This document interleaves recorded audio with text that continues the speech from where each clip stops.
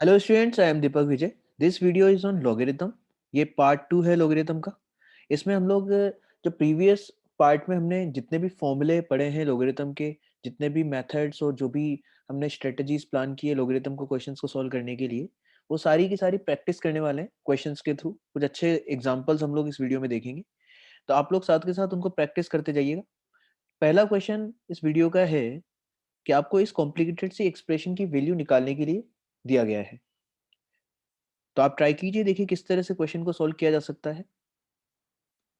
तो हमने पिछली क्लास में या सारे वीडियोस में बात की है कि मैथ्स में जब भी कॉम्प्लिकेटेड सा एक्सप्रेशन दिया हुआ है तो उसका रिक्वायरमेंट होता है पहला स्टेप कि सर उसको सिंप्लीफाई कर लेना चाहिए।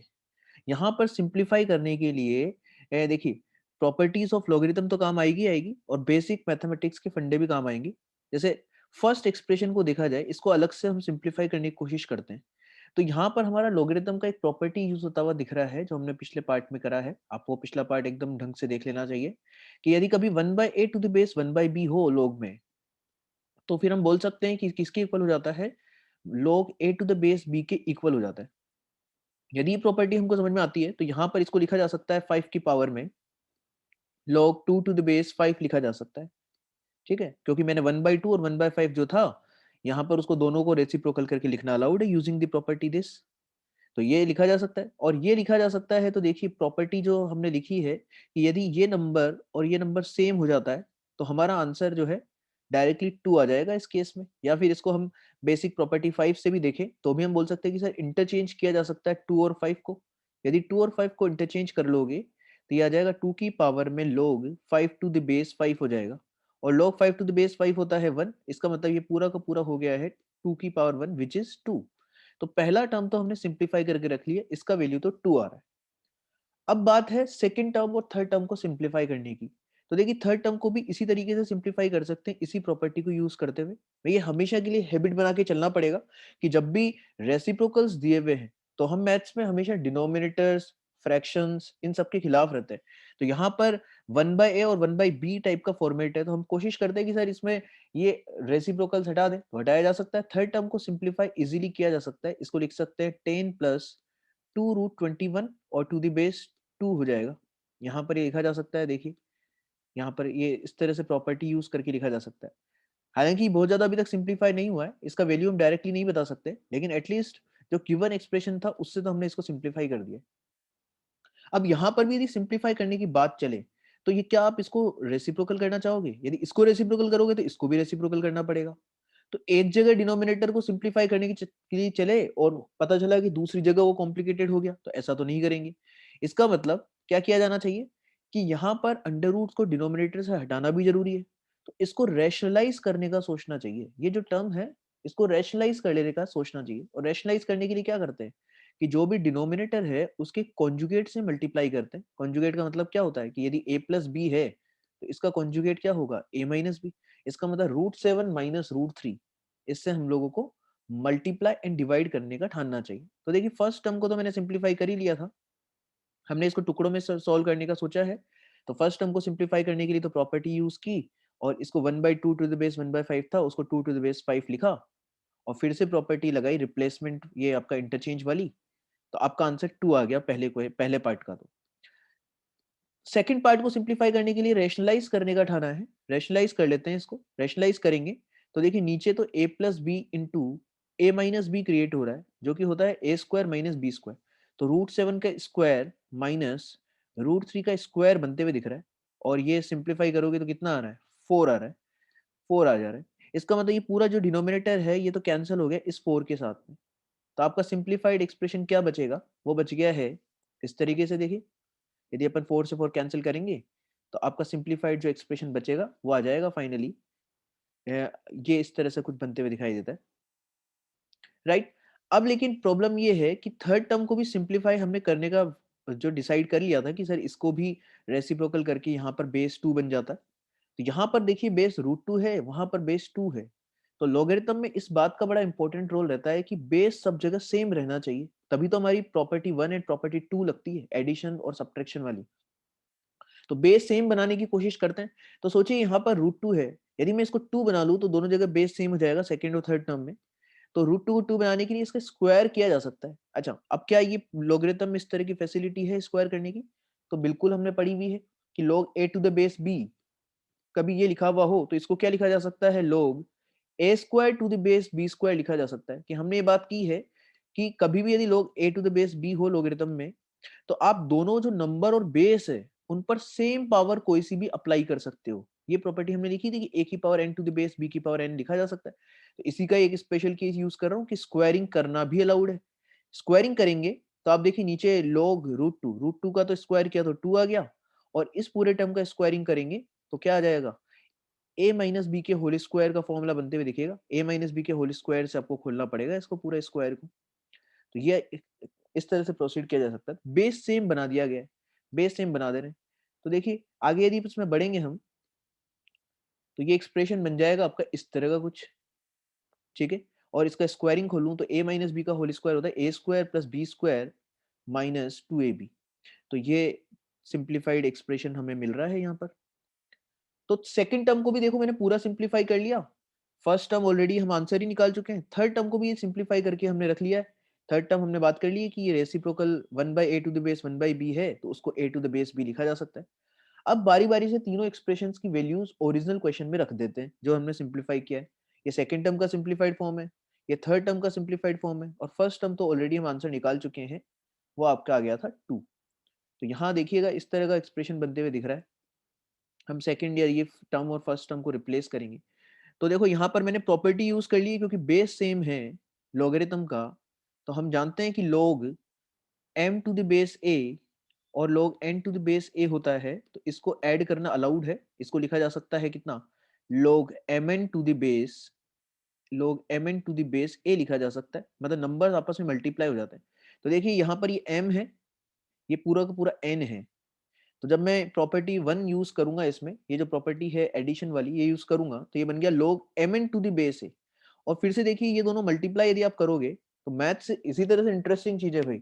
यदि आप इसमें सही तरीके से आगे प्रोसीड करते जाते हैं तो आगे से आगे आपको बेटर से बेटर स्टेप्स ऑटोमेटिकली स्ट्राइक करती रहती है। जैसे यहाँ पर देखिए ऑटोमेटिकली दिखाई दे रहा है कि a minus B into A plus B का फॉर्मूला फिर से बन गया, और a minus B into A plus B लगाऊंगा तो ये बनेगा A square minus B square, A square minus B square बन जाएगा। देखिए इसको लिखेंगे तो इस तरह से बनेगा 100 माइनस 84 आ जाएगा, क्योंकि 10 का स्क्वायर तो 100 होगा। और 2√21 का स्क्वायर करके देखो, 2√21 का स्क्वायर आप करके देखिए, ये बनेगा इस तरीके से। देखो कुछ इसका स्क्वायर करूंगा तो एक तो 2 का स्क्वायर आएगा, 2 का स्क्वायर तो 4 हो गया, और √21 का स्क्वायर होगा 21, तो ये तो 84 बनते हुए दिख रहा है। तो 84 ये बना है। तो बेसिकली ये पूरा एक्सप्रेशन बन गया log 16 टू द बेस 2, और log 16 टू द बेस 2 का आंसर हम सोच सकते हैं वो होता है 4। तो फाइनल इस क्वेश्चन का आंसर हमारा हो जाएगा कितना? टोटल आंसर आ गया 6 आंसर इसका बनते हुए दिखाई दे रहा है। तो देख लीजिए इसमें कोई भी स्टेप क्लियर नहीं है तो आप वापस से एक बार रिपीट मोड में देख सकते हैं कि भाई हमने सबसे पहले क्या किया, फर्स्ट टर्म को सिंप्लीफाई किया अलग से, सेकंड टर्म को सिंप्लीफाई करने के लिए इसको रैशनलाइज किया तो ऑटोमेटिकली ये एक्सप्रेशन काफी कुछ सिंप्लीफाई हो गया। लेकिन बेस जो है यहाँ पर 1/2 है, यहाँ पर 2 है, तो हम एक सेम बेस क्रिएट करना चाहते हैं तो दोनों को 2 में क्रिएट कर लिए। इसको 2 बनाने के लिए हमें इसका भी रेसिप्रोकल करना पड़ेगा, और इसको 2 बनाने के लिए हमें स्क्वायर करना पड़ा नंबर और बेस का। तो सिंप्लीफाइड एक्सप्रेशन को जैसे ही हमने पुट किया ओरिजिनल क्वेश्चन में, तो हमारा क्वेश्चन बिल्कुल आंसर तक पहुंच गया। इसका आंसर हमारे पास आ गया 6 आंसर हो जाएगा। तो ये पहला प्रॉब्लम है, लेकिन काफी इंपॉर्टेंट प्रॉब्लम है इस वीडियो का। इसको सबको आना कंपलसरी है ना? चलिए अब नेक्स्ट क्वेश्चन पे चलते हैं। नेक्स्ट क्वेश्चन भी इसी तरह से बढ़िया एक सवाल लेते हैं कि आपको वैल्यू निकालनी है 4 की पावर में। एक कॉम्प्लिकेटेड सा पूरा एक्सप्रेशन एक रखा हुआ है, ये पूरा का पूरा जो टर्म है ब्रैकेट में, ये पूरा का पूरा 4 की पावर में दिया हुआ है, ठीक है। तो 4 की पावर में ये कॉम्प्लिकेटेड सा एक्सप्रेशन रखा है और इसकी वैल्यू हमको पूछी जा रही है। तो देखिए हम क्या करते हैं, सबसे पहले इसमें जो पावर वाला टर्म है इसको सिंप्लीफाई कर लेते हैं, बजाय कि पूरा एक साथ स्टार्ट करने के, बार बार पूरा पूरा लिखने के, हम इस पावर को सिंप्लीफाई कर लेंगे और लास्ट में यहाँ पर इसकी सिंप्लीफाइड वैल्यू लाके रख देंगे और फिर सिंप्लीफाइड फाइनल आंसर निकाल लेंगे, ठीक है। तो देखिए इसको स्टार्ट करते ही पावर को देखें तो पावर ये है इस क्वेश्चन में, पावर ये है। यहाँ पर फिर से वही अप्रोच लगानी चाहिए कि सर दो लोगरिथम्स का सब्ट्रैक्शन है, तो फॉर्मूला तब है जब यहाँ पर कोफिशिएंट कुछ भी नहीं होना चाहिए, ये कोफिशिएंट कुछ भी नहीं होना चाहिए। तो कोई बात नहीं, हमारे पास प्रॉपर्टी है कि सर n यदि मल्टीप्लाई में है log a to the base b के, तो हम इसको लिख सकते हैं कितना, ये n जो मल्टीप्लाई वाला है ये पावर में चला जाएगा। ये साथ के साथ आप याद करते जाइए, जो जो प्रॉपर्टीज हमने पढ़ी है उसका सबका रिवीजन होता जा रहा है, तो आप मेरे साथ साथ इसको रिवाइज करते जाइए। तो n आपका पावर में चला गया, तो a की पावर n यहाँ पर बनते हुए दिख जाएगा, है ना। तो इस 5 को भी हम लोग पावर में भेज देते हैं, ये नंबर की पावर में आ जाएगा। ऐसे 6 को भी हम पावर में भेज देते हैं। लेकिन पावर में भेजने के बाद में भी एक चैलेंज रहेगा कि सर बेस दोनों जगह डिफरेंट डिफरेंट बेस है, ये आप सोचिए। तो पावर में तो भेज दिया है, लेकिन सर बेस दोनों जगह डिफरेंट डिफरेंट बेस है, तो फिर क्या किया जाना चाहिए? तो भी आसान काम है, देखो 4√2 को यदि अपन सिंप्लीफाई करके देखें 4√2 को, तो 4√2 हमारा बन जाएगा कितना, ये 2 स्क्वायर है और ये एक √2 और मल्टीप्लाई में है। 2 स्क्वायर को क्या मैं ऐसा लिख सकता हूँ, √2 की पावर 4, इसको लिखा जा सकता है √2 की पावर 4, और मल्टीप्लाइड बाई √2 है। तो बेसिकली √2 की पावर कितना है, √2 की पावर में 5 है। ये √2 की पावर में 5 बन गया आपका। तो 4√2 को इस तरह से सिंप्लीफाई कर सकते हैं। सिमिलरली आप देखिए 8 क्या है, 8 है आपका √2 की पावर में 6 लिखा जा सकता है 8 को। 8 जो होता है वो होता है √2 की पावर में 6। तो इन दोनों बातों का फायदा यदि उठाया जाए, तो देखो मैंने ये जो आपका बेस है उनको मैंने चेंज कर लिया इन टर्म्स ऑफ √2 की पावर। तो ये √2 की पावर 5 है और ये √2 की पावर 6 है। अब तो फिर हमारी जो प्रॉपर्टी हमने पिछले क्वेश्चन में यूज की वही यहाँ पर यूज होते हुए दिखाई दे रही है, कि कभी सर लोग a की पावर में n to the base b की पावर n हो, तो हम दोनों जगह से सेम पावर्स को हटा सकते हैं। हम लिख सकते हैं इसको log a to the base b लिखा जा सकता है। तो सोचिए कितना सिंप्लीफाई हो जाएगा एक्सप्रेशन। यहाँ से ये 5 पावर और यहाँ भी 5 पावर सेम है, तो इन दोनों को हम हटा सकते हैं। सिमिलरली दोनों जगह सेकंड टर्म में 6 पावर्स हैं, उनको भी हटा सकते हैं। तो जैसे ही आप इसको एलिमिनेट करोगे, ये एक्सप्रेशन काफी कुछ सिंप्लीफाई हो जाएगा इस तरीके से। देख लीजिए आराम से।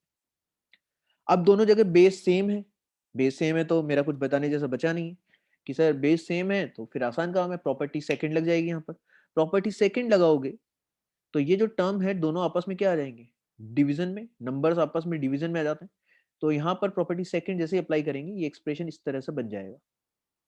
अब जो काम बचा है देखो, प्रॉपर सिंप्लीफिकेशन का काम बचा है, जिसका बेसिक कैलकुलेशंस अच्छा है वो आगे की स्टेप आसानी से सोच पाएगा कि यहाँ पर जो ये 3 है, इस 3 को लिखा जा सकता है √3 का स्क्वायर। इसको √3 का स्क्वायर लिख सकते हैं। और ऐसे ही जो √6 है उसको लिखा जा सकता है √3 इंटू √3 √2। ये न्यूमरेटर को मैं थोड़ा सा सिंप्लीफाई करके लिख रहा हूँ।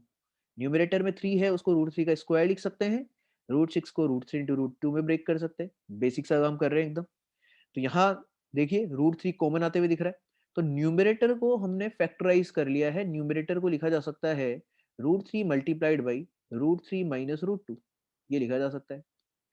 तो आप देखिए यदि मैं यहाँ पर इसकी वैल्यू रिप्लेस करूंगा न्यूमरेटर की, तो ये काफी कुछ सिंप्लीफाई हो जाएगा पूरा एक्सप्रेशन, क्योंकि कैंसिलेशन होते हुए दिखाई दे रहा है। कैंसिलेशन किया जा सकता है, तो हमने ये ऊपर फैक्टराइज किया, जो एक्सप्रेशन है न्यूमरेटर वाला उसको फैक्टराइज किया है, और अब जैसे ही फैक्टराइज होगा तो कैंसिलेशन होने का चांसेस बन रहा है। देखिए कैंसिलेशन किया जा सकता है यहाँ पर, √3 माइनस √2 तो पूरा ही कैंसिल हो गया। तो ये पूरा एक्सप्रेशन सिंप्लीफाइड फॉर्म में क्या बच जाता है, वो ये बच जाता है log of √3 to the base √2। लेकिन हमें बेस जो है वो और फर्दर सिंप्लीफाई कर लेना चाहिए, अंडर रूट्स और ये सब हम डील नहीं करते हैं। तो आप क्या कर लीजिए, फिर से इन दोनों नंबर और बेस का स्क्वायर कर लीजिए। तो नंबर और बेस का दोनों का स्क्वायर करेंगे तो ये बन जाता है log of 3 to the base 2 बन जाता है। लेकिन क्या ये फाइनल आंसर है क्या? तो सोचिए अभी एक चीज हम मिस कर देंगे, जिसको फाइनल आंसर बोल देंगे। ये फाइनल आंसर अभी तक नहीं हुआ है। फाइनल आंसर होने के लिए क्या करना पड़ेगा, ये जो पूरा टर्म है ये तो बेसिकली किसकी पावर में लगा हुआ था, 4 की पावर में लगा हुआ था ओरिजिनल क्वेश्चन में। तो इसको हम 4 की पावर में लगाएंगे, तो log 4 की पावर में log 3 टू द बेस 2। अब यहाँ पर फिर से प्रॉपर्टी कर लगा देंगे, इंटरचेंज करने वाली प्रॉपर्टी, 4 और 3 को इंटरचेंज कर लेते हैं। तो ये आ जाएगा 3 की पावर में log 4 टू द बेस 2, ऐसा बनेगा। और log 4 टू द बेस 2 कितना होता है, 2 होता है। तो इसका मतलब ये हो गया 3 स्क्वायर, और 3 स्क्वायर हो गया, तो आंसर फाइनल इस क्वेश्चन का आ गया है 9। तो अब सोचिए कितना कॉम्प्लिकेटेड सा एक्सप्रेशन था, वहां से स्टार्ट किया, लेकिन यदि हम बात करें तो काफी सिंप्लीफाई होता गया सवाल। कैसे कि सर सबसे पहले तो कोफिशिएंट्स को हटाओ, कोफिशिएंट्स रहेंगे तब तक कैसे हम प्रॉपर्टी लगा पाएंगे फर्स्ट वाली या सेकंड वाली। तो इसलिए कोफिशिएंट को हम पावर में लेके चले गए। बेस सेम बनाना पड़ेगा, तो बेस सेम बनाने के लिए इसको हमने रिड्यूस किया 4√2 को और 8 को इन टर्म्स ऑफ किसी एक सेम नंबर। तो सेम नंबर यहाँ पर √2 के टर्म्स में इसको रिड्यूस कर लिया। अपने आप ही दिखाई देने लगा कि सर देखो ऊपर और नीचे दोनों जगह पावर 5 है, सेम पावर है, तो एक प्रॉपर्टी और चमकेगी कि सर इन पावर्स को डायरेक्टली हटाया जा सकता है, तो पावर्स को हटा दिया। फिर बेस सेम है तो अगेन हम क्या लगा सकते हैं कि नंबर्स को आपस में डिवाइड कर सकते हैं भाई। नंबर को आपस में डिवाइड किया तो आपका एक्सप्रेशन ऑटोमेटिकली सिंप्लीफाई होता गया। जैसे जैसे हमने ऊपर उसको फैक्टराइज किया, फिर से ये क्वेश्चन सिंप्लीफाई होकर के एक छोटा सा नंबर बन गया, जो कि है फाइनल आंसर 9 आ जाएगा। ये क्लियर होना चाहिए। तो लोगरिथम में देखो कई तरह के सिंप्लीफिकेशन की अप्रोच यदि सीखने हो ना आपको, तो लोगरिथम से बेहतर कोई चैप्टर है ही नहीं 11th क्लास में। लोगरिथम और ट्रिग्नोमेट्री दो चैप्टर्स ऐसे हैं जिसमें हर दूसरे क्वेश्चन में नया नया कुछ कुछ सीखने को मिलता रहता है, सिंप्लीफिकेशन का तरीका। तो इस चैप्टर के थ्रू केवल आप लोग नहीं सीख रहे हैं, इस चैप्टर के थ्रू आप मैथमेटिक्स सीख जा रहे हैं, कैलकुलेशन का अप्रोच सीख जा रहे हैं, है ना। तो ये इसलिए काफी इंपॉर्टेंट माना जाता है। और आप देखिए एक ही क्वेश्चन में कितनी तरह की प्रॉपर्टीज रिवाइज हो जाती है यदि एक अच्छा सवाल अपन ट्राई कर रहे हैं तो। इसी तरह से देखो एक नेक्स्ट क्वेश्चन है, ऐसा भी पूछ लिया जाता है कि find the value of 2 times log 8/45, और इस तरह का एक्सप्रेशन लिखा हो। इस पूरे एक्सप्रेशन की वैल्यू हमें निकालनी है। फिर से आप ट्राई कर लीजिए इसको। तो ट्राई कर लिया है तो देखिएगा कि यहाँ पर ये जो टर्म है इसको हम ब्रेक करके लिख सकते हैं using second property. Second property क्या कहती है कि log के अंदर m/n हो तो इसको लिखा जा सकता है log m minus log n। Base तो खैर सेम ही रहेगा सब जगह, तो ये log m to the base a minus log n to the base a लिख सकते हैं इसको। इस तरीके से लिखा जा सकता है। तो ये प्रॉपर्टी सभी जगह अप्लाई कर देते हैं। यहाँ पर कहाँ कहाँ पर कि एक तो हमारा ये जो टर्म है यहाँ भी अप्लाई हो जाएगा, इस पर भी ये प्रॉपर्टी अप्लाई होगी, और यहाँ भी प्रॉपर्टी अप्लाई होगी, तभी तो सिंप्लीफाई होते हुए दिखेगा। तो मैं सब जगह इस प्रॉपर्टी को अप्लाई कर देता हूँ। इस प्रॉपर्टी को अप्लाई करोगे तो देखिएगा क्या बनता है क्वेश्चन में। ये बनेगा पहला स्टेप, सोच लीजिए आप आराम से। log 8/45 को लिख दिया है हमने, log 8 माइनस log 45। अच्छा अब देखो फैक्टराइज कर लेना चाहिए बड़े नंबर्स को हमेशा। ये 8 है, उसको हम लिख सकते हैं 2 क्यूब लिख सकते हैं, देखिए। इसी तरह से 45 को प्राइम फैक्टराइज करोगे तो ये बन जाएगा 3 स्क्वायर इंटू 5। तो जितने भी बड़े बड़े नंबर्स हैं उन सबको फैक्टराइजेशन कर लेना चाहिए, प्राइम फैक्टराइजेशन। 25 को लिख दिया 5 स्क्वायर, 8 को लिख दिया 2 क्यूब। आप बोलेंगे यहाँ पर बेस क्या है, तो बेस यहाँ पर मैंने मेंशन नहीं किया क्वेश्चन में, अदरवाइज एग्जाम्स में हमेशा मेंशन रहेगा। लेकिन यदि बेस मेंशन नहीं किया मेरे वीडियोस में तो वो मान के चलिए आप वहां पर बेस 10 ही लेके चलेंगे। तो जहां जहां पर मैंने बेस को मेंशन नहीं किया होगा इस पूरे वीडियो में, वहां पर बेस आपको 10 कंसीडर करना है। लेकिन एग्जाम्स में क्या कंसीडर करना है, एग्जाम में हमेशा आपको दिया हुआ होगा बेस। ऐसा कभी नहीं होगा कि बेस ना दे। केवल एक सिचुएशन में बेस नहीं देता, जब क्या लिख देता है वो, एलएनएक्स लिख देता है। एलएनएक्स लिख देता है, अंडरस्टूड है कि क्या रिप्रेजेंट कर रहा है। ये रिप्रेजेंट कर रहा है log x to the base e represent कर रहा है, ठीक है। तो इसलिए यहाँ पर बेस आप 10 लेकर चलिए। ये मैंने क्वेश्चन में मेंशन किया, मतलब लिखा नहीं है, लेकिन मैं आपको बता दे रहा हूँ वर्बली। तो यहाँ पर सबको जब मैंने सेकंड प्रॉपर्टी से स्प्लिट किया तो इस तरह से स्प्लिट हो जाएंगे सारे टर्म्स, और साथ के साथ हमने फैक्टराइज कर लिया है। फैक्टराइज करेंगे तो ये इस तरह का टर्म बन जाएगा, देखिएगा। अब यहाँ फिर से आपकी प्रॉपर्टीज यूज हो रही है कि ये जो 3 पावर है, इस 3 पावर को हम आगे मल्टीप्लाई में ला सकते हैं। इसी तरह से इसको स्प्लिट किया जा सकता है फिर से, क्योंकि ये पूरा का पूरा m की तरह ट्रीट हो रहा है और ये पूरा का पूरा n की तरह ट्रीट हो रहा है। तो log m इंटू n को आप स्प्लिट करके लिख सकते हो log m और प्लस log n। ये लिखा जा सकता है इस टर्म को, सोचिए सेकंड जो टर्म है इसको ये लिखा जा सकता है। इनफैक्ट थोड़ा सा कैलकुलेशन अच्छा है तो अब ये 2 हमें ध्यान है कि अगली स्टेप में आप इसको आगे लिखोगे सर, तो उसके बजाय डायरेक्ट भी आप आगे लिख सकते थे। ऐसे यहाँ पर ये पावर आगे आ जाएगी, इसको लिखा जा सकता है 2 टाइम्स log 5। यहाँ ये पावर आगे आएगी तो ये हो जाएगा 3 टाइम्स log 2। इसको भी स्प्लिट किया जा सकता है, इसको क्या लिख सकते हो सोचो, log 2 प्लस log 3, और आगे एक माइनस मल्टीप्लाई है ही। तो सब जगह हम लोग प्रॉपर्टीज के थ्रू इसको फिर से सिंप्लीफाई कर लेते हैं। सिंप्लीफाई करोगे तो ये एक्सप्रेशन बन जाता है इस तरीके का कुछ, देखिएगा। यही बनेगा एक ये टर्म पूरा का पूरा। यदि सिंप्लीफाई करेंगे तो इस तरह से ये टर्म बन जाता है।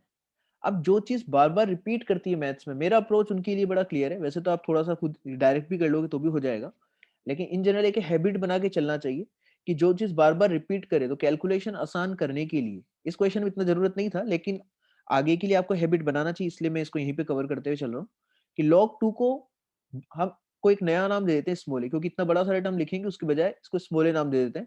ऐसे log 3 बार बार रिपीट कर रहे हैं उसको स्मॉल भी दे देते हैं, और log 5 को स्मॉल सी रिप्लेस कर देते हैं जहां जहां भी लिखा हुआ है। तो सोचिए पूरा एक्सप्रेशन बन जाएगा हमारा, यदि ये रिप्लेसमेंट करूंगा तो कैलकुलेशन थोड़ी सी आसान लगेगी, गलतियां होने के चांसेस कम रहेंगे। तो सब जगह मैंने log 2 की जगह a, log 3 की जगह b और log 5 की जगह c रिप्लेस किया है। तो सोचिए आप, यहाँ पर देखो a कितना बन रहा है, 6 से बन रहा है, 6 से, और यहाँ पर -9a बन रहा है। तो 6 से -9a, और एक आगे भी देखेंगे a के टर्म्स आगे भी बन रहे हैं। यहाँ पर बन रहा है कितना, प्लस का 4a, प्लस 4a बन रहा है, और एक लास्ट में माइनस ए और रखा हुआ है। तो स्मॉल ए का कोफिशिएंट कितना हो गया, देखिए ऐड करेंगे तो 0। इसी तरह से आप देखेंगे स्मॉल बी भी कैंसिल हो जाते हैं आपस में, और स्मॉल सी भी आपस में कैंसिल हो जा रहे हैं। तो फाइनली इस क्वेश्चन का आंसर आ जाता है 0 आ जाता है। तो काफी कॉम्प्लिकेटेड सा सवाल था, लेकिन यदि आप सिस्टमेटिकली अप्रोच कर रहे हो तो 3-4 स्टेप्स में क्वेश्चन को खत्म किया जा सकता है। ऐसे देखिए नेक्स्ट क्वेश्चन पे बढ़ते हैं आगे। ये बहुत इंपॉर्टेंट क्वेश्चन है, बहुत कॉमन क्वेश्चन है, सभी जगह पूछा जाता है।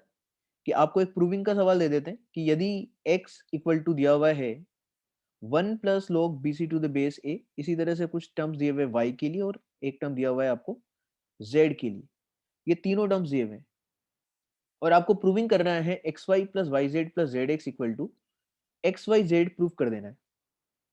ये सोच लीजिए। तो अब यदि इस क्वेश्चन में आपने डायरेक्टली ये पूरा टर्म उठा के रखने का सोचा, x की जगह y की जगह और z की जगह, यदि आपने इस तरह से किया है ट्राई, तब तो ये क्वेश्चन बहुत ही लेंदी हो जाएगा। तो हमारा अप्रोच क्या होना चाहिए कि हम जो गिवन इंफॉर्मेशन है पहले उसको सिंप्लीफाई कर ले जितना सिंप्लीफाई हो पाए, और फिर उसके बाद में हम लोग प्रूविंग की तरफ बढ़ेंगे आगे। तो देखिए यहां पर क्या कर सकते हैं, इस फर्स्ट टर्म को सिंप्लीफाई करने के लिए देखिए कैसे बढ़ सकते हैं आगे। जैसे आप लोग पुराना यदि 10th क्लास का ट्रिग्नोमेट्री याद करेंगे, तो कभी कभी ऐसा नहीं होता था कि वहां पर वन को उल्टा रिप्लेस करना पड़ जाता था, साइन स्क्वायर एक्स प्लस को स्क्वायर एक्स, ये रिप्लेस कर देते थे हम लोग और क्वेश्चन सिंप्लीफाई हो जाता था काफी जगह। या फिर कभी कभी हम वन को रिप्लेस करते थे sec square X minus tan square X replace कर देते थे। उसी तरीके से यहाँ पर भी देखिए आप लॉगरिथम में भी ये अप्रोच यूज की जाएगी। कभी कभी ये जो वन है इसको उल्टा रिप्लेस किया जाना भी पॉसिबल होगा। इसको उल्टा रिप्लेस करने से फायदा होते हुए दिखाई देगा, कैसे? अच्छा, वन को देखो लॉग के फॉर्म में लिखना है, तो वन कब आता है लॉग का आंसर, जबकि नंबर और बेस सेम हो। हाँ, अब यहाँ पर बात है कि बेस आप क्या बनाना चाहेंगे। तो यार देखो सेकंड टर्म में स्मॉले बेस है, तो हम यहाँ भी चाहेंगे कि सेम बेस रहे। हमने अभी एग्जांपल्स देखे कि बेस सेम रहता है तभी फायदा मिलता है। तो इसलिए इस वन को क्या मैं उल्टा रिप्लेस कर सकता हूँ क्या, log a to the base a लिख सकता हूँ क्या? यदि मैं इसको उल्टा a to the base a लिख रहा हूँ तो क्या ये पूरा एक्सप्रेशन सिंप्लीफाई होते हुए दिखेगा? ये जो दो टर्म्स थे अभी क्या सिंगल टर्म में कन्वर्ट होते हुए दिखेंगे? तो बिल्कुल दिखेंगे, क्योंकि यदि बेस सेम है तो इनको जोड़ा जाना अलाउड है, और जोड़ेंगे तो ये बेस तो खैर सेम ही आ जाएगा, लेकिन ऊपर नंबर्स आपस में क्या आ जाएंगे, मल्टीप्लाई होके। तो a इंटू बी सी करेंगे तो abc यहाँ पर आ जा रहा है। अब ये एक चीज मैंने बताई कि आप बाकी का दोनों आप सोच सकते हैं कि यहाँ पर भी देखो बेस b है और इस वन को हम हटाना चाहते हैं, तो इस वन को क्या लिखा जा सकता है, तो बेस b बनाएंगे। बेस b बनाएंगे इसका मतलब नंबर भी b रखना पड़ेगा, तो log b to the base b लिखा जा सकता है। सिमिलरली यहाँ पर हम log c to the base c लिखा जा सकता है इस क्वेश्चन में। तो देखो तीनों टर्म्स को सिंप्लीफाई कर लेते हैं वन बाय वन, बारी बारी से। तो सिंप्लीफाई करेंगे तो ये टर्म क्या बनता है, इस तरह का बन जाता है। देखो x को सबसे पहले सिंप्लीफाई किया है मैंने, x को सिंप्लीफाई करने के लिए वन को रिप्लेस किया log a to the base a, तो ये आपका सिंप्लीफाइड एक्सप्रेशन आ गया। एग्जैक्टली इसी तरह से अपन बढ़ेंगे तो y और z भी सिंप्लीफाई हो जाएंगे। बस y और z में हमने बात कर ली है कि वन को कैसे कैसे रिप्लेस करना है। वन को यहाँ पर log b to the base b लिखना है, यहाँ पर वन को log c to the base c लिखना है। अब इससे फायदा क्या हो रहा है कि तीनों जगह जो नंबर्स हैं, पहली बात तो तीनों टर्म्स एक सिंगल टर्म में कन्वर्ट हो गए हैं और नंबर्स भी तीनों जगह सेम आ जा रहे हैं। लेकिन हमें नंबर्स सेम आने से फायदा नहीं होता, हमें क्या होता है फायदा, जब बेस सेम हो तो इसका रेसिप्रोकल करने का तो मन करना ही चाहिए कि यदि ये रेसिप्रोकल फॉर्म में होते तो नंबर और बेस इंटरचेंज हो जाते हैं, और उस केस में यदि बेस तीनों जगह एबीसी हो जाए तब तो फिर फायदा हमें दिखाई देगा। ठीक है, तो इसी तरह से प्रूविंग का भी सोचना चाहिए होता है। प्रूविंग करना है हमें क्या, कि X Y plus Y Z plus Z X equal to X Y Z prove करना है। लेकिन आप सोचो यहाँ पर x की बजाय यदि वन बाय एक्स होता तो ज्यादा फायदेमंद होता, क्योंकि इसका रेसिप्रोकल कभी कोई अलग से सोच के देखें कि वन बाय एक्स पूछा जाता तो क्या होता, वन बाय एक्स होता one upon log ABC to the base A, log abc to the base A, और one upon log abc to the base A कितना होता है, ये हमने सब पिछले पार्ट में खूब प्रैक्टिस किया है। ये हो जाएगा log a to the base abc। तो यहाँ पर abc बेस बनते हुए दिखाई देगा। तो 1/x होता तो ज्यादा फायदेमंद होता। तो इसलिए हम क्या करते हैं कि प्रूविंग हमें करना है xy plus yz plus zx equal to xyz, बजाय कि ये प्रूव करने की मैं क्या कर लेता हूँ, प्रूव कर लेता हूँ दोनों साइड्स पर xyz को डिवाइड कर लेता हूँ पहले। तो पूरी इक्वेशन को xyz से डिवाइड कर लेते हैं। यदि डिवाइड करेंगे xyz से तो ये प्रूविंग आपका मॉडिफाई होकर के ये रहेगा। तो बजाय कि ये प्रूव करने के हम इसको प्रूव कर लेते हैं, दोनों सेम ही बात है ना। तो यहाँ पर यदि अब आप लेफ्ट हैंड साइड को कंसीडर करके चलेंगे तो लेफ्ट हैंड साइड क्या है, 1/x plus 1/y plus 1/z। 1/x अभी अभी हमने देखा, 1/x क्या होगा, वो होगा log a to the base abc। Similarly 1/y लिख सकते हैं, सिमिलरली 1/z लिखा जा सकता है। तो लेफ्ट हैंड साइड आपका ये बन जाता है, देखिए log a to the base abc plus log b to the base abc plus log c to the base abc। तीनों जगह बेस सेम है तो हमारी फर्स्ट प्रॉपर्टी लगेगी और नंबर्स आपस में मल्टीप्लाई में आ जाएंगे। तो यहाँ पर ये बन गया पूरा log abc to the base abc, जो कि लिखा जा सकता है 1 के इक्वल, और यही तो राइट हैंड साइड है। तो क्वेश्चन यदि आप सही तरीके से अप्रोच करें तब तो बहुत आसान है। इसको आप प्रूविंग को यदि मॉडिफाई नहीं करते, आप डायरेक्टली वैल्यूज रिप्लेस करते एक्स वाई जेड की, तो बहुत ही कॉम्प्लिकेटेड सा दिखाई देता है एक्सप्रेशन। तो इसलिए कभी कभी ये अप्रोच रखनी चाहिए कि जो गिवन डेटा है उसको भी सिंप्लीफाई कर लो, जो प्रूविंग करना है उसको भी सिंप्लीफाई कर लो, और फिर आगे बढ़ेंगे तो फायदा होते हुए दिखाई देगा। तो ये क्वेश्चन काफी इंपॉर्टेंट है, इसको स्टार मार्क करके आगे बढ़ा जा सकता है। चलिए तो नेक्स्ट क्वेश्चन पे चलते हैं। एक इक्वेशन सोल्व करने के लिए दे दिया गया है कि ये इक्वेशन सोल्व करना है और आपको एक्स की वैल्यू बतानी है इस इक्वेशन में क्या क्या होंगी। तो देखिए सबसे पहला चीज तो यही क्लिक करता है कि सर बेस तो सब जगह 10 है, सेम बेस है, सब जगह सेम बेस है, तो न्यूमरेटर में आप प्रॉपर्टी लगा सकते हो। यहाँ पर क्या हो जाएगा, log m plus log n है तो इसको लिखा जा सकता है log ऑफ mn। तो ये नंबर्स आपस में मल्टीप्लाई हो जाएंगे, ये और ये नंबर आपस में मल्टीप्लाई में आ जाएंगे। इसी तरह से आप सोचो क्रॉस मल्टीप्लाई भी कर ही लेते हैं, डिनोमिनेटर को तो हटाना आसान है, क्रॉस मल्टीप्लाई भी कर लेते हैं। तो दोनों चीजें अपन अप्लाई करते हैं वन बाय वन। तो सबसे पहले मैंने ऊपर प्रॉपर्टी लगा ली न्यूमरेटर में, न्यूमरेटर में प्रॉपर्टी लगाएंगे यही बनेगा log mn, और साथ में इसको क्रॉस मल्टीप्लाई करने का भी ठान लेते हैं, क्रॉस मल्टीप्लाई भी कर लिया जाना चाहिए। ये क्रॉस मल्टीप्लाई कर लिया, ठीक है। हाँ अब यहाँ पर देखिए ये 2 जो है इसको अपन पावर में ऊपर भेज सकते हैं। पावर भेजने का पर्पस क्या होगा कि यदि दोनों तरफ लॉगरिथम सेम बेस के लिखे हुए हैं, हमने ये पढ़ा हुआ है कि log x to the base a equal to y to the base a लिखा हुआ हो, तो यहाँ पर फिर डायरेक्टली x और y को कंपेयर किया जा सकता है कि x और y भी सेम होंगे। यदि ये लिखा हुआ है तो इसको हम लिख सकते हैं x इक्वल टू y, ये लिखा जा सकता है, लेकिन उसके लिए बेस सेम होना चाहिए। और हाँ यहाँ पर कोई नंबर मल्टीप्लाई में नहीं होना चाहिए, इस वजह से इस 2 को मैंने यहाँ से हटाने का ठाना है। ये तो ऊपर चला गया, ठीक है। तो अब ये प्रॉपर्टी यूज करके हम बोल सकते हैं कि सर देखो नेक्स्ट स्टेप के बाद में आप देखिए कि यहाँ पर दोनों तरफ log है विद बेस सेम, है ना, सेम बेस है। तो यहाँ पर ये जो दोनों नंबर्स हैं वो आपस में क्या हो जाएंगे, इक्वेट किए जा सकते हैं। तो नंबर्स को जब इक्वेट करेंगे ये सिचुएशन बन जाएगी आपकी। यदि ये तो मैंने खैर परफेक्ट स्क्वायर को खोल दिया है, परफेक्ट स्क्वायर खोलेंगे ये। अब दोनों तरफ नंबर्स को यदि कंपेयर कर लिया जाए तो एक नॉर्मल सी एक्स की क्वाड्रेटिक बनते हुए दिखाई दे रही है। तो ये लॉगरिथम का क्वेश्चन अब रहा ही नहीं, अब ये काफी सिंप्लीफाई हो गया है। यहाँ पर हम लोग यहाँ पर एक तरफ क्वाड्रेटिक को ले आते हैं और क्वाड्रेटिक को सॉल्व कर लेते हैं। तो जब इस क्वाड्रेटिक को आप सॉल्व करोगे तो यहाँ से आता है वैल्यू x इक्वल टू -1/2। क्यों, क्योंकि ये पूरा क्वाड्रेटिक परफेक्ट स्क्वायर है, 2x प्लस 1 का होल स्क्वायर है। तो x का वैल्यू आ जाता है -1/2।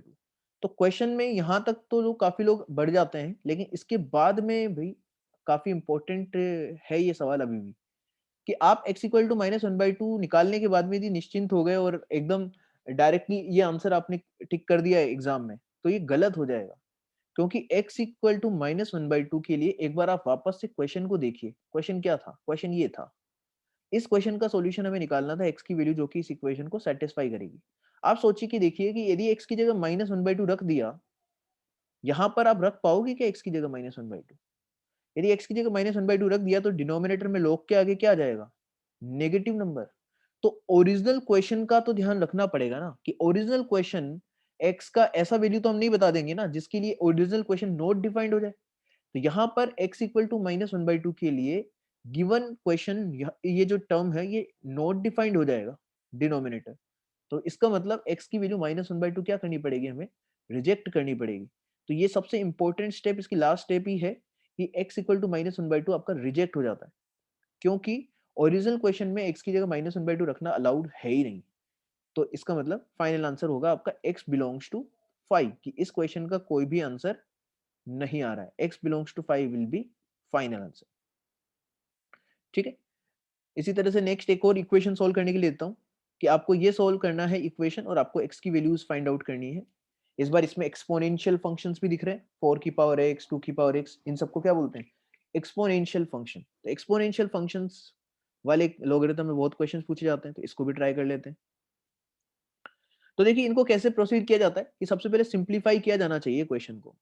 यहाँ पर 2 की पावर x के टर्म्स में रिड्यूस कर सकते हैं हम इस टर्म को भी एंड इस टर्म को भी। कैसे? आपको बेसिक बेसिक से प्रॉपर्टीज आनी चाहिए। बेसिक प्रॉपर्टीज क्या है कि a की power m whole raised to the power n, ये एक्सपोनेंशियल वालों के लिए जो प्रॉपर्टीज है वो सब आपको क्लियर होनी चाहिए। इसको लिखा जा सकता है a की पावर में mn, एक तो प्रॉपर्टी ये है, ठीक है। इसी तरह से इस प्रॉपर्टी को क्या ऐसा भी लिख सकते हैं, a की power n whole raised to the power m के भी इक्वल लिख सकता हूँ मैं, कि मतलब ये दोनों मल्टीप्लाई हो जाते हैं, तो सोचो आप ये दोनों मल्टीप्लाई होंगे तो ये भी तो a की पावर mn की बराबर ही है। तो आप ये m और n को आपस में इंटरचेंज भी करना अलाउड होता है, इंटरचेंज भी कर सकते हैं। देखो इंटरचेंज करके लिख दिया m और n को मैंने, तो भी आंसर सेम ही रहता है। तो यदि ये छोटी छोटी सी बातें पुरानी आती है तो ये क्वेश्चन आसान होगा। कैसे? कि हम यहाँ पर 2 की पावर x को t एज्यूम कर लेते हैं, एक नया वेरिएबल एज्यूम कर लेते हैं, क्योंकि कॉम्प्लिकेटेड सा टर्म है। इसको सिंप्लीफाई करने के लिए जो चीज बार बार रिपीट करती है उसको t मान लेना चाहिए होता है। तो 2 की पावर x को t एज्यूम कर लेते हैं। यदि 2 की पावर x t है तो अब मैं पूछ रहा हूँ कि 2 की पावर x प्लस 1 ये इन टर्म्स ऑफ t लिखा जा सकता है क्या? तो लिखा जा सकता है बिल्कुल। हमारे पास एक प्रॉपर्टी होती है a की पावर m प्लस n, ये किसके इक्वल होता है? ये इक्वल होता है a की पावर m। ये नोट कर लीजिएगा आप, ये जो साइड में प्रॉपर्टीज बता रहा हूँ ये बहुत इंपॉर्टेंट प्रॉपर्टीज है, कितनी भी बेसिक हो ये आनी चाहिए। तो इसको ये लिखा जा सकता है a की पावर m इंटू a की पावर n। तो सिमिलरली यहाँ पर भी अपन इसको यूज करेंगे, तो 2 की पावर x मल्टीप्लाइड बाई 2 की पावर 1 ऐसा लिख सकते हैं। और 2 की पावर x को तो क्या मान लिया है, t। तो ये पूरा एक्सप्रेशन क्या बन गया है, 2t के इक्वल हो गया है। तो इसको t मानेंगे तो ये एक्सप्रेशन भी in terms of t reduce किया जा सकता है, ये हो गया आपका 2t के इक्वल। ऐसे को पूछे 4 की पावर x को t के टर्म्स में रिप्लेस करिए, तो इसको भी कर सकते हैं। 4 को लिखा जा सकता है 2 स्क्वायर, 2 स्क्वायर लिखा जा सकता है। अच्छा, और हमने ये बात करी है कि ये m और n को आपस में इंटरचेंज करना अलाउड है, तो यहाँ पर मैं 2 और x को इंटरचेंज कर लेता हूँ पावर्स को, तो ऐसा लिखा जा सकता है इसको। देखो अभी भी सेम ही है। अभी भी यदि सेम है तो 2 की पावर x को t माना हुआ है तो ये पूरा बन गया आपका t स्क्वायर बन जाएगा। तो 4 की पावर x को लिखा जा सकता है t स्क्वायर के इक्वल। तो ये रिप्लेसमेंट यदि यूज करूंगा तो ये क्वेश्चन काफी सिंपल होते हुए दिखाई देगा, एक्सपोनेंशियल सारे के सारे एलिमिनेट हो जाएंगे। लेकिन उसके अलावा एक चीज और ऑब्जर्व किया जा सकता है इस क्वेश्चन में कि सर ये लोग और इस लोग का बेस सेम है। बेस सेम है तो ये आपस में क्या आ जाएंगे, डिवाइड में आ जाएंगे, दोनों टर्म्स नंबर्स आपस में डिवाइड आ जाएंगे। तो देखो सबसे पहले तो टी में रिप्लेस करने का सोचा था, पूरे एक्सप्रेशन में सब कुछ टी के टर्म्स में रिप्लेस कर दिया। 4 की पावर एक्स की जगह भी टी स्क्वायर रिप्लेस किया और 2 की पावर एक्स प्लस 1 की जगह 2t रिप्लेस कर दिया है। सब जगह हमने टी में रिप्लेस कर दिया और फिर साथ में हमने प्रॉपर्टी लगा दी है लॉगरिथम की कि नंबर्स आपस में डिवाइड में आ जाएंगे। यहाँ तक सबको क्लियर होना चाहिए। अब यदि ये क्लियर है तो देखिए लॉग हटाना हमारा प्रायोरिटी रहता है क्वेश्चन में। लॉग जब तक हटेगा नहीं तब तक हम टी का वैल्यू या एक्स का वैल्यू कैसे निकाल पाएंगे? तो लॉग हटाने का सिंपल तरीका है कि कभी यदि log a to the base b equal to C लिखा हुआ हो, इक्वल टू सी लिखा हुआ हो, तो इसको लिखा जा सकता है further a equal to b raise to the power c लिखा जा सकता है इसको, यूजिंग एक्सपोनेंशियल फॉर्म। ये हमने खूब बात करी है कि ये a तो इधर ही रह जाता है लेफ्ट में और b की पावर में राइट हैंड साइड आ जाता है, b की पावर में राइट हैंड साइड आ जाता है, तो b की पावर c लिखा जा सकता है। सिमिलरली यहाँ पर भी आप देखिए ये इसी फॉर्मेट का हो गया कि log ये पूरा स्मॉल a है, small a to the base b equal to c है, तो log a to the base b equal to c को लिख सकते हैं a इक्वल टू b की पावर c। तो a तो पूरा ये है, ये तो पूरा का पूरा लेफ्ट में रह जाएगा और राइट में क्या आ जाएगा, 2 की पावर में x आ जाएगा, ये लिखा जा सकता है। तो देखो मैंने इस पूरी इक्वेशन को एक्सपोनेंशियल फॉर्म में कन्वर्ट कर दिया। जैसे एक्सपोनेंशियल फॉर्म में कन्वर्ट करेंगे फिर से याद आएगा कि 2 की पावर x को क्या माना हुआ है, t माना हुआ है। तो यहाँ पर फिर से 2 की पावर x को रिप्लेस कर देता हूँ t के टर्म्स में, तो पूरी की पूरी equation in terms of t में क्वाड्रेटिक बनते हुए दिखाई दे रही है यदि हम क्रॉस मल्टीप्लाई कर ले। यदि हम क्रॉस मल्टीप्लाई कर ले तो ये पूरा का पूरा इक्वेशन क्वाड्रेटिक बन जा रहा है। देखिए किस तरह से ये सब क्रॉस मल्टीप्लाई करने के बाद ये बनेगा और इसको फर्दर आप सोल्व करोगे तो t के दो वैल्यूज आ जाएंगे, -1 एंड 4, -1 एंड 4 दो वैल्यूज आ जाते हैं।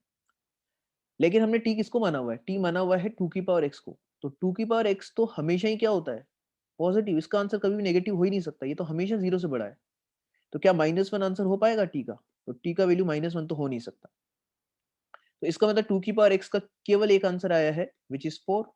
और ये हो जाएगा आपका x इक्वल टू 2 आ जाएगा कंपेयर करके, क्योंकि 4 को लिखा जा सकता है 2 स्क्वायर, और 2 स्क्वायर है तो पावर्स कंपेयर करोगे तो आंसर आ जाएगा आपका x इक्वल टू 2।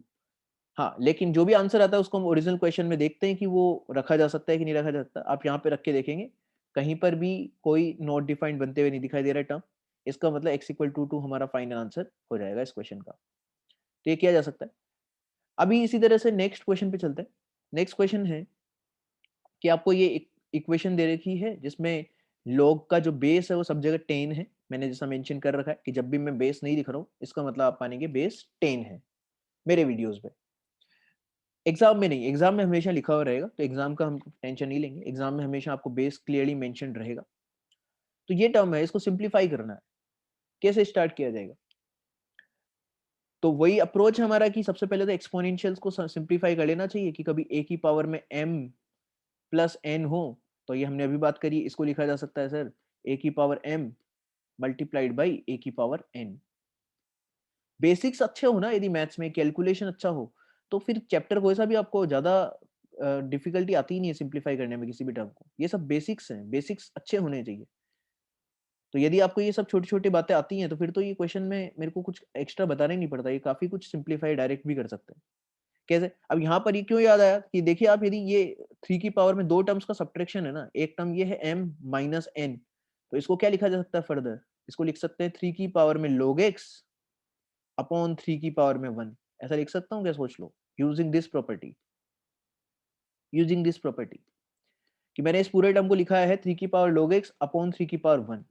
सिमिलरली देखो इस टर्म को भी ब्रेक कर सकते हो ये वाला प्रॉपर्टी लगा के, यहाँ पे दो पावर्स एडिशन में है, तो ये लिखा जा सकता है 3 की power log x multiplied by 3 की पावर में 1, ऐसा लिख सकते हैं।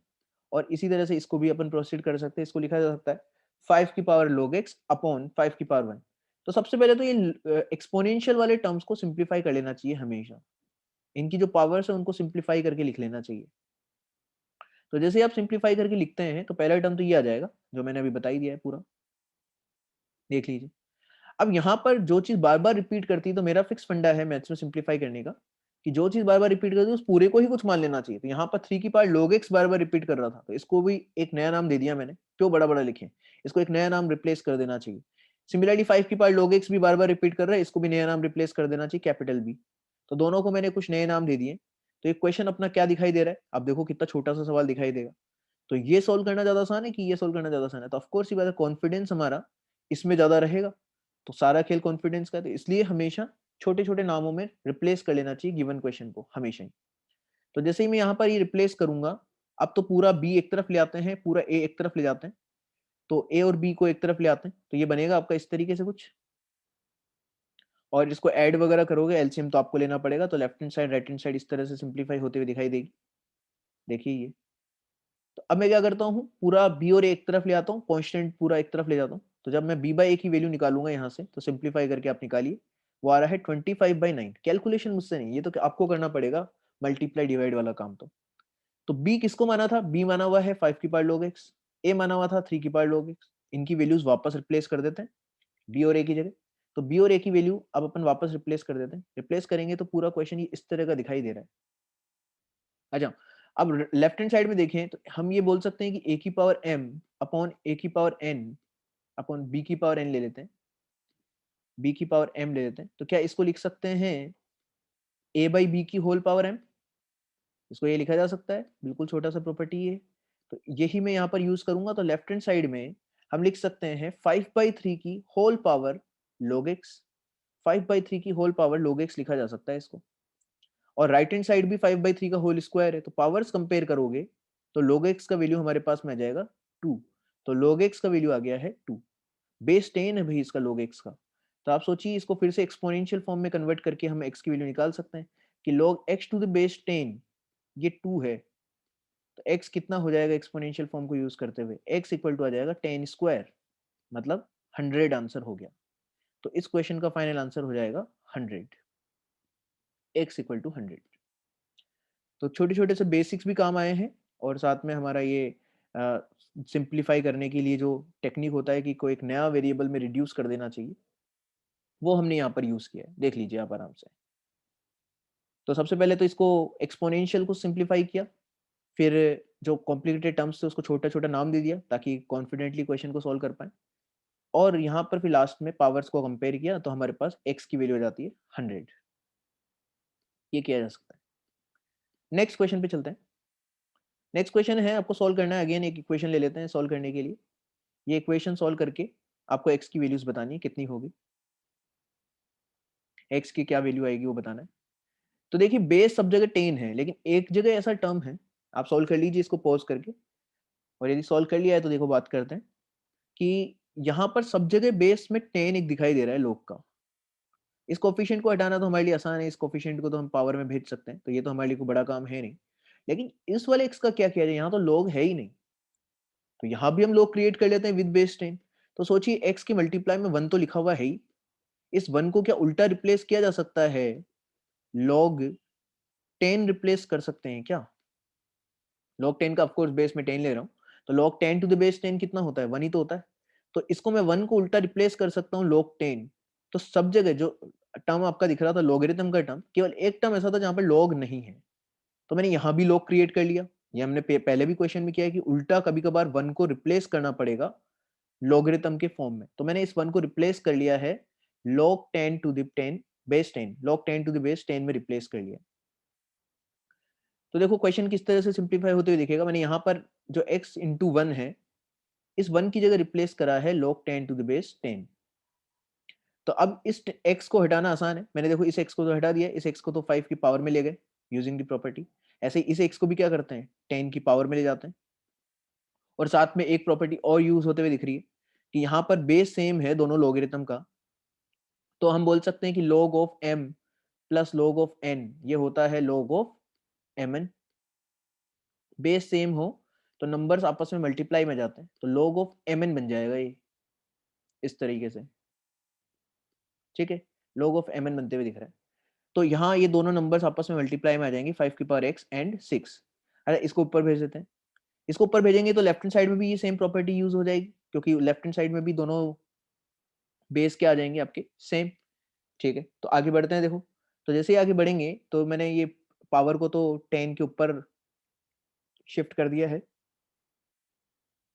और राइट हैंड साइड में मैंने प्रॉपर्टी लगा दी है log m plus log n वाली, तो वो हो गया है log mn। अब लेफ्ट हैंड साइड में भी सेम प्रॉपर्टी यूज कर लेते हैं। लेफ्ट हैंड साइड में सेम प्रॉपर्टी यूज करोगे तो ये बन जाता है क्वेश्चन आपका, देख लीजिए। अब दोनों तरफ देखेंगे आप, log x to the base a equal to log y to the base a type का सिचुएशन है, बेस सेम है सर, तो डेफिनेटली जो नंबर्स हैं उनको भी क्या रहना पड़ेगा, सेम आना पड़ेगा। तो यहाँ पर हम बोल सकते हैं कि सर ये जो नंबर्स हैं x और y, कैपिटल x और इसको कैपिटल y बोले, तो ये दोनों बराबर होंगे या कंपेयर किए जा सकते हैं, दोनों इक्वल होंगे। तो इन दोनों को यदि इक्वल करेंगे तो ये क्वेश्चन पूरा बिना लोग वाला क्वेश्चन रह गया, लोग तो पूरा का पूरा एलिमिनेट हो गया यहाँ से, देख लीजिए आप आराम से, लोग पूरा का पूरा एलिमिनेट करके लिख दिया गया है। अब तो केवल सिंप्लीफिकेशन का रह गया है इसमें क्वेश्चन, कि इस 10 की पावर x को ब्रेक करके लिख सकते हैं 2 की पावर x इंटू 5 की पावर x लिख सकते हैं क्या, सोच लीजिए। 10 की पावर x को 10 की पावर x को ब्रेक किया है कैसे, कि 10 को लिखा 2 इंटू 5 और उस पे होल पावर x है, तो पावर्स को दोनों जगह अलग अलग डिस्ट्रीब्यूट कर सकते हैं हम लोग। तो मैंने 2 पे भी पावर x और 5 पे पावर x डिस्ट्रीब्यूट कर दिए। तो ये डिस्ट्रीब्यूट किया है, केवल डिस्ट्रीब्यूट करेंगे तो 10 की पावर x को रिप्लेस कर रहा हूँ पूरे क्वेश्चन में 2 की पावर x मल्टीप्लाइड बाई 5 की पावर x। इससे फायदा क्या होगा, फायदा ये हो रहा है, देखिए कि दोनों साइड्स पर 5 की पावर x कैंसिल होते हुए दिखाई दे रहा है। 5 की पावर x इधर भी है, 5 की पावर x इधर भी है, और कैंसिल किया जा सकता है 5 की पावर x को डायरेक्ट, क्योंकि 5 की पावर x कभी भी जीरो नहीं हो सकता। तो जो टर्म जीरो नहीं हो सकती है उसको तो हम डायरेक्टली दोनों तरफ कैंसिल कर सकते हैं बिना कोई केस बनाए।